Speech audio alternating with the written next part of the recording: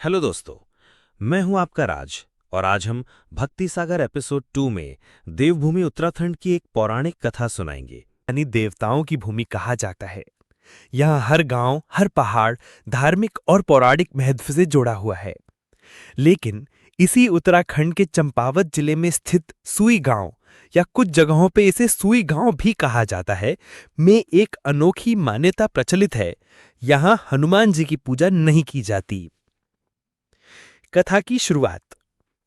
ये कहानी हमें ले जाती है त्रेता युग में, जब श्री राम ने रावण का वध कर माता सीता को लंका से वापस लाया था। लंका से अयोध्या लौटते समय भगवान श्री राम, लक्ष्मण, माता सीता और हनुमान जी उत्तर भारत के पहाड़ी रास्तों से होकर निकले। रास्ते में उन्होंने कई स्थानों पर विश्राम किया। ऐसा माना जाता है कि जब ये पवित्र टोली चंपावत के पास इस क्षेत्र यानी वर्तमान का सुई गांव में पहुंची, तब वहां की एक राजकुमारी या कुलवधू, कुछ कथाओं में इसे एक साध्वी बताया गया है, ने भगवान श्री राम और माता सीता की आरती उतारी और उनका स्वागत किया। हनुमान जी पर लगे आरोप। जब हनुमान जी वहां पहुंचे, तब उस स्त्री ने उन्हें श्री राम के दर्शन से वंचित कर दिया और उन पर एक अशोभनीय आरोप लगाया कि हनुमान जी ने उनकी ओर अनुचित दृष्टि डाली। हनुमान जी ने इस पर अपना पक्ष स्पष्ट किया, लेकिन भगवान श्री राम ने यह कहते हुए उन्हें तुरंत वहां से चले जाने का आदेश दिया कि जहां मर्यादा पर प्रश्न उठे, वहां मेरा सेवक एक क्षण भी न रुके।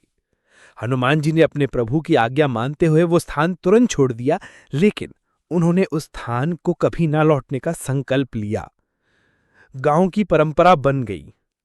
उस दिन के बाद से इस गांव में हनुमान जी की पूजा वर्जित मानी जाती है। गांव में कहीं भी हनुमान जी की मूर्ति स्थापित नहीं की जाती, और अगर कोई बाहर से मूर्ति लाता भी है तो रहस्यमय ढंग से वो या तो टूट जाती है या रातों रात गायब हो जाती है।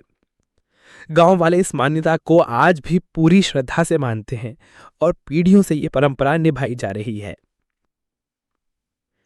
श्रद्धा और रहस्य का संगम।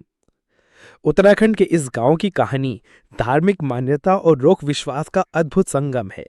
जहां एक और हनुमान जी को भक्ति, सेवा और शक्ति का प्रतीक माना जाता है, वहीं इस गांव में उनकी अनुपस्थिति मर्यादा और स्थानीय परंपरा का प्रतीक बन चुकी है। ये कथा हमें सिखाती है कि भारतीय संस्कृति में हर स्थल की अपनी अलग पहचान और भावनात्मक इतिहास होता है, जिसे आज भी गांव वाले अपने जीवन का हिस्सा मानकर जीते हैं। साथ तब तक के लिए नमस्कार।